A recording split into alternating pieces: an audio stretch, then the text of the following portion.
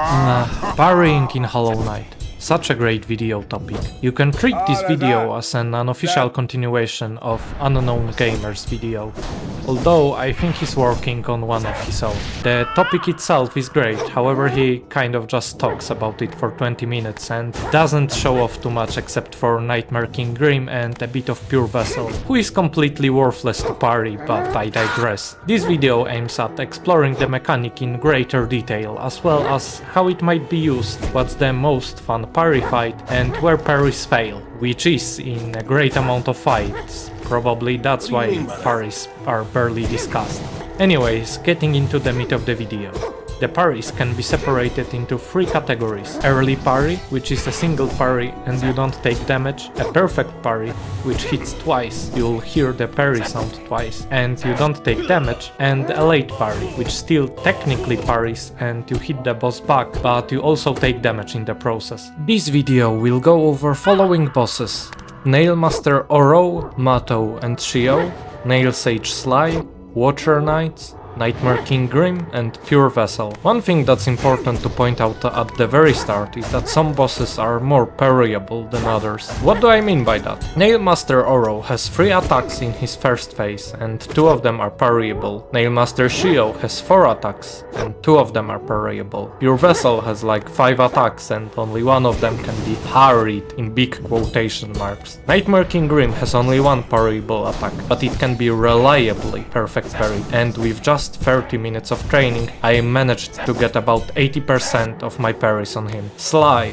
well, you can pretty much perfect parry everything except for his helicopter spin attack. If you were curious, this is the most fun parry fight, and kind of the only one that I could recommend for anyone to try and beat as parry only, which subsequently is what I've attempted for 3 hours over the past 2 days. Now, I'd also like to say that not all parries are equal in terms of difficulty. A lot of it depends on how quickly you need to react to parry. Let's look at this attack from Sly. It's extremely difficult to parry since you pretty much have no animation to go off and the attack comes out super fast. And this attack from Sly on the other hand is super easy and reliable to parry.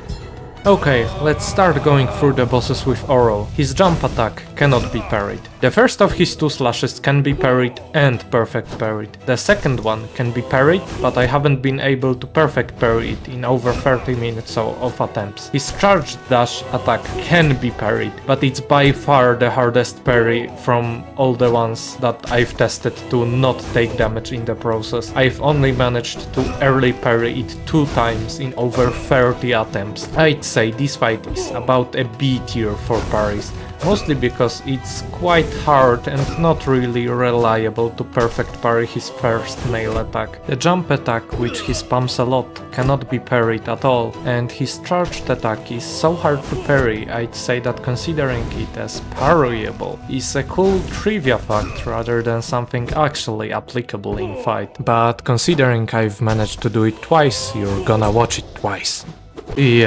I'll just start with saying, look at my health bar. I wasn't sure he can even be parried for a solid few attempts. I wouldn't be surprised if someone managed to perfect parry his purple and blue attacks. And who knows, maybe even the yellow one is parryable.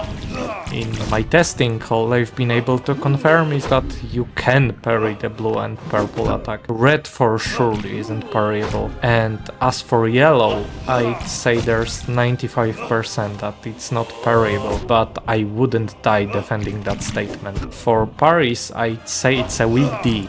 No point to parry this boss at all. Parries are hard and possibly impossible to execute perfectly. Wanna know what's even worse? Watcher Knights. They are an absolute F tier. If you parry them but stand too close, you'll get hit anyway. Why? No one knows. I've tested it over 10 times and the result has always been the same. You can parry them outside of their attack range with charms like Mark of Pride, but at this point it just feels like a fake parry because it doesn't accomplish anything at all. Pure Vessel isn't much better. I'd give this one an F+, only because I guess you don't take damage from the parries themselves, but you don't really damage him back and you have to run with him, otherwise his body will just damage you with its hitbox, so... And now to something finally good, Nightmare King Grimm. I'd honestly give him a solid A, because I can see using the parry in the normal fight as a decent, if not even preferable option. It's not hard at all, you have plenty of time to prepare for it, you'll deal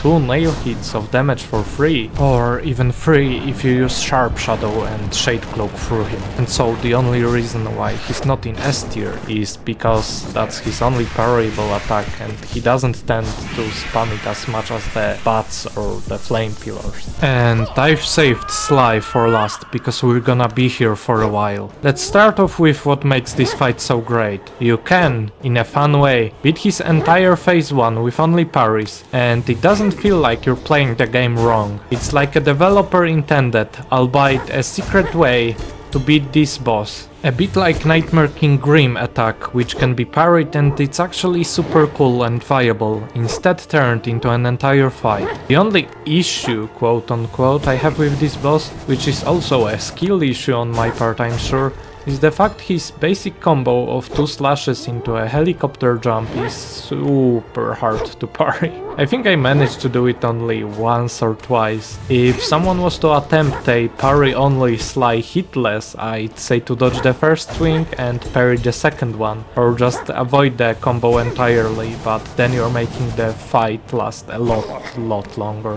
If you'd like that someone to be me, make sure to let me know in a comment of this video, and give it a like, and a subscribe would be really appreciated as well. If enough of you want me to suffer, I'll make sure to create a video like that. Anyway, since we've already established pretty much everything is parryable, let's instead separate the parries into difficulties. The hardest one is for sure the start of his basic combo, mainly because you don't really have anything to go off rather than his head expression, but the attack comes out super fast anyways, so it's not like you got a whole second to look at his tiny head to decide what he's doing. Not to mention that he could also just be charging a nail swing instead, which normally wouldn't be a big deal, but I had attempts where the only nail hit or 2 I landed on him were the ones of me trying to parry the first hit of his basic combo and just hitting him instead because he decided to charge a slash. On the other hand, the easiest attack to parry is for sure the one after his jump attack if you position yourself behind his back. If you stay in front, it's super bad, so just don't do it. His charged attack takes some practice, but I'd say it's a medium difficulty, same as his charged dash attack, which, fun fact, I wasn't sure was parryable at all, but sure enough, after a few attempts I managed to get it. So yeah. One thing that's important to note is the fact you could technically face tank your way through the parry only fight.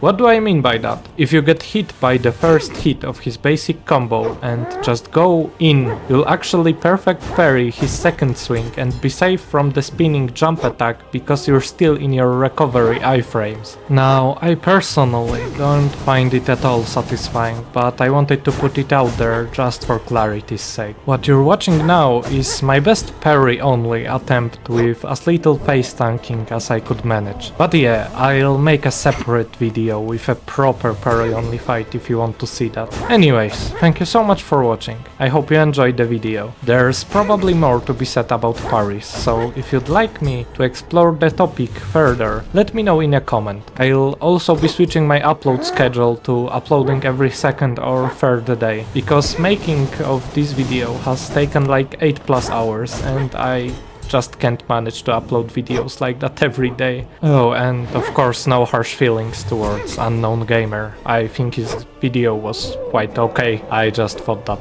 I'll have my own spin on it. So yeah, there's no beef and no hard feelings. And of course the rating for this fight is S tier for Sly.